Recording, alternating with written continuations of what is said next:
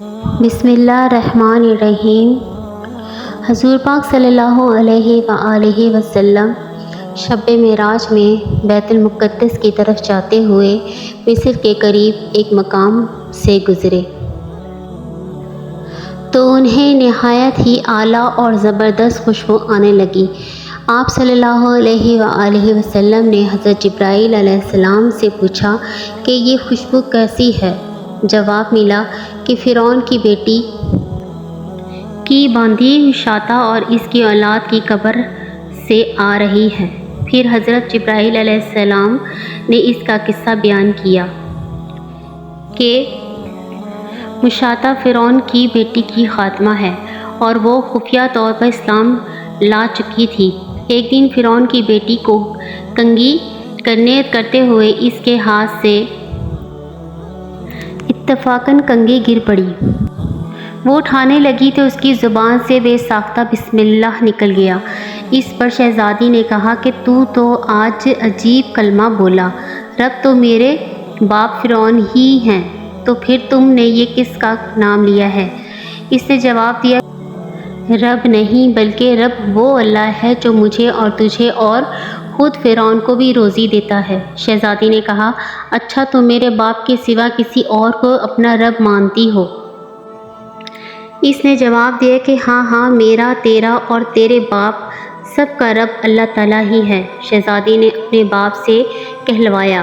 وہ سخت غضبناک ہوا اور اسی وقت اسے دربار بلوا بھیجا اور کہا، کیا تو میرے سوا کسی اور کو اپنا رب مانتی ہے؟ اس نے کہا کہ میرا اور تیرا رب اللہ تعالیٰ ہی ہے جو بلندیوں اور بزرگیوں والا ہے۔ فرعون نے اسی وقت حکم دیا کہ تانبے کی جو گائے بنی ہوئی ہے اس کو خوب تپایا جائے اور جب بالکل آگ جیسی ہو جائے تو اس کے بچوں کو ایک ایک کر کے اس میں ڈال دیا جائے، آخر میں اسے بھی ڈال دیا جائے۔ چنانچہ وہ گرم کی گئی۔ جب آگ جیسی ہو گئی تو حکم دیا کہ اس کے بچے کو ایک ایک کر کے اس میں ڈالنا شروع کرو۔ اس نے کہا، بادشاہ ایک درخواست میری منظور کرو، یہ میری اور میرے ان بچوں کی ہڈیاں ایک ہی جگہ ڈال دینا۔ اس نے کہا، اچھا، تیرے کچھ حقوق ہمارے ذمہ ہیں، اس لیے یہ منظور ہے۔ اس کی دونوں بچیاں اس کی آنکھوں کے سامنے ڈال دی گئیں اور وہ فوراً جل کر راکھ ہو گئی۔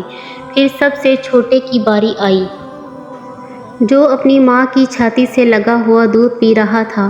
فرعون کے سپاہیوں نے اسے گھسیٹا تو اس نیک بندی کی آنکھوں تلے اندھیرا چھا گیا۔ اللہ تعالیٰ نے اس بچے کو اسی وقت زبان دے دی اور اس نے بآواز بلند کہا، اماں جان افسوس نہ کر، اماں جان ذرا بھی پس و پیش نہ کرو، حق پر جان دینا ہی سب سے بڑی نیکی ہے۔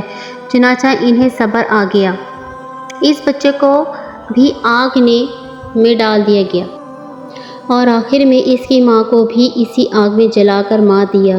یہ خوشبو کی مہکیں اسی کے جنتی محل سے آ رہی ہیں۔ سبحان اللہ۔ دوستو، اگر ویڈیو پسند آئی ہے تو لائک اور سبسکرائب کر دیں۔